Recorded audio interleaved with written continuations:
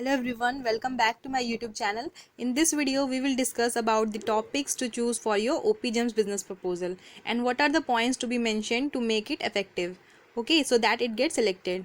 It's very easy for a management student to make a business proposal, but for engineering student, it may be a little bit new. Okay, so some students are facing problem in making the business proposal. So I will discuss all the things that are required to make your business proposal effective in this video.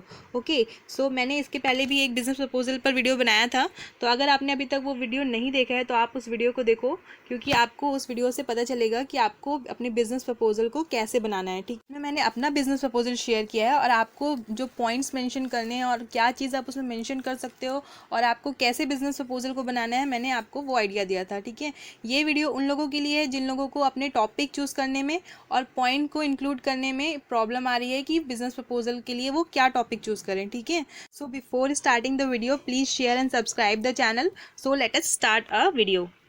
Okay, so business proposal for a OPGEM scholarship. How to start is a most important question, क्योंकि अगर आप एक engineering student हो तो most of the engineering student लोग business proposal शायद ही पहले कभी बनाए होंगे। ठीक है, तो उन लोगों को क्या होता है कि एक आइडिया नहीं रहता है, तो वो सोचते हैं कि हाउ टू स्टार्ट, हम कैसे बिजनेस प्रपोजल को स्टार्ट करें। ठीक है, तो आपके माइंड में ये क्वेश्चन सबके माइंड में आता है, मेरे माइंड में भी आया था, क्योंकि मैंने भी अपना बिजनेस प्रपोजल फर्स्ट टाइम ही बनाया था और होपफुली वो सेलेक्ट हो गया था। ठीक है, तो उसमें क्या क्या पॉइंट मैंने मेंशन किए थे, क्या आइडिया दिया था, क्या सोल्यूशन दिया था, वो मैं आपके साथ इस वीडियो में डिस्कस करूंगी। ओके, एंड आपको कुछ टॉपिक्स बताऊंगी जिसको आप चूज़ कर सकते हो अगर आपको किसी टॉपिक चूज़ करने में प्रॉब्लम आ रही है।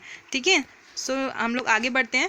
So question, important question that comes in our mind. Okay, तो सबसे पहले आपके माइंड में क्या क्वेश्चन आता है, how to make a business proposal. Okay, तो अगर आपने कभी पहले बिजनेस प्रपोजल नहीं बनाया है तो आपके माइंड में सबसे पहले यही क्वेश्चन आएगा कि आप इसे कैसे बनाओगे। ठीक है, नेक्स्ट क्या आएगा कि ठीक है आप बनाने के लिए रेडी हो, आपको बनाना है, सबमिट करना है। ठीक है, नेक्स्ट आपके माइंड में आएगा कि आप क्या टॉपिक पर बिजनेस प्रपोजल बनाओ जो आपका सिलेक्ट हो जाए। ठीक है, और थर्ड क्या क्वेश्चन आएगा कि ठीक है आपने कोई टॉपिक सोच लिया कि हाँ मैं इस टॉपिक पर बिजनेस प्रपोजल बनाऊंगी।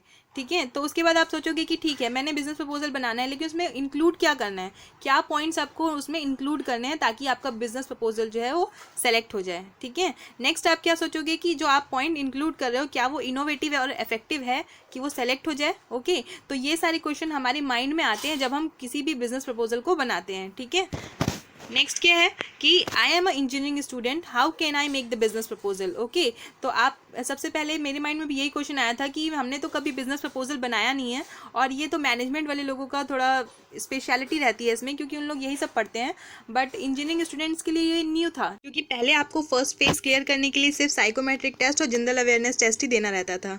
ओके, ऑनलाइन टेस्ट जिसे आप बोलते हो, लेकिन बिजनेस प्रपोजल पहले इंक्लूड नहीं था, बट इस अब क्या किया गया है, बिजनेस प्रपोजल को इंक्लूड कर दिया गया। ठीक है, तो इसमें कुछ इंजीनियरिंग स्टूडेंट्स को डिफिकल्टी आती है क्योंकि उन लोग पहले कभी बनाए नहीं रहते हैं। बहुत सारे लोग तो इसी पॉइंट में ही कंफ्यूज हो जाते हैं कि हम टॉपिक क्या सेलेक्ट करें। ठीक है, उनके माइंड में टॉपिक नहीं आता कि वो क्या टॉपिक पर बिजनेस प्रपोजल बनाए।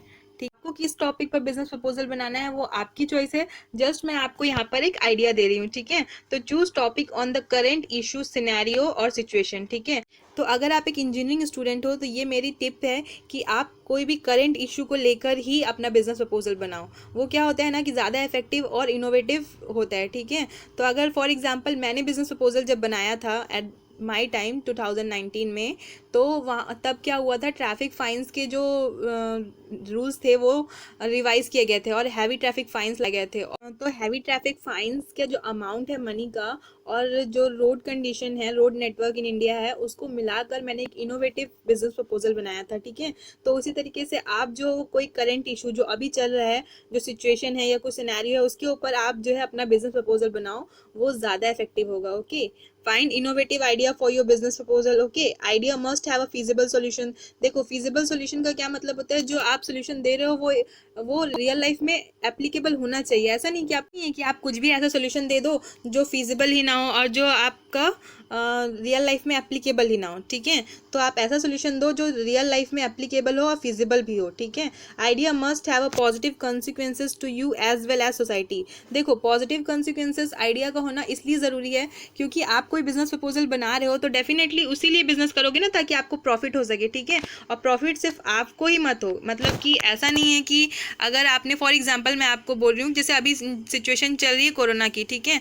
तो अगर आपने बिजनेस प्रपोजल बना दिया कि हाँ मैं एक कंपनी खोलूंगा जिसमें मैं हैंड सैनिटाइजर डबल रेट में बेचूंगा, तो उससे आपको तो प्रॉफिट हो रहा है लेकिन सोसाइटी को प्रॉफिट नहीं हो रहा है। तो ऐसा बिजनेस प्रपोजल नहीं बनाना है जिसका सोसाइटी पे नेगेटिव इम्पैक्ट पड़े। ऐसा बिजनेस प्रपोजल बनाना है जिससे आपको तो बेनिफिट हो लेकिन as well as the society को भी बेनिफिट हो, उससे हार्म मत हो, ठीक है। आप ऐसा इनोवेटिव आइडिया सोचकर करंट सिनेरियो पर ही अपना बिजनेस प्रपोजल बनाओ ताकि आपका बिजनेस प्रपोजल सेलेक्ट हो जाए। ओके, नेक्स्ट देखो, अब आप बोलोगे कि ठीक है, वो तो ठीक है कि हम करंट सिनेरियो पर टॉपिक चूज़ करके अपना बिजनेस प्रपोजल बनाएंगे। अब कुछ लोगों को ये भी रहता है कि ठीक है करंट सिनेरियो में तो है लेकिन क्या टॉपिक चूज़ करें ना।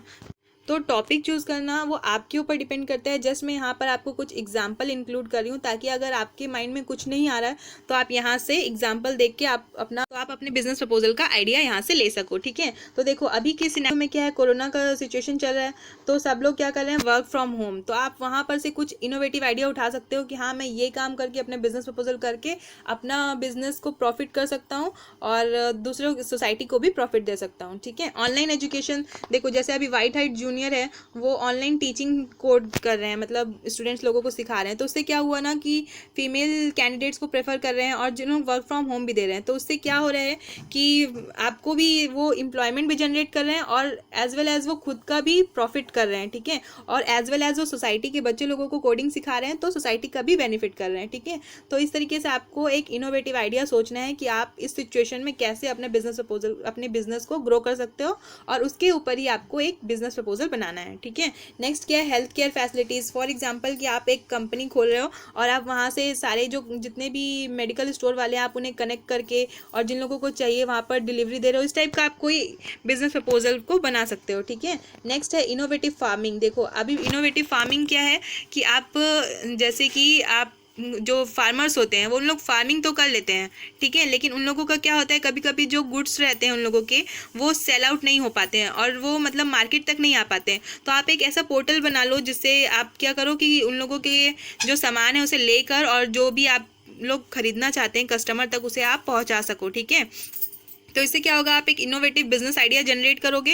इसमें आपको बहुत सारी चीज़ें सोचनी पड़ेंगी, इतना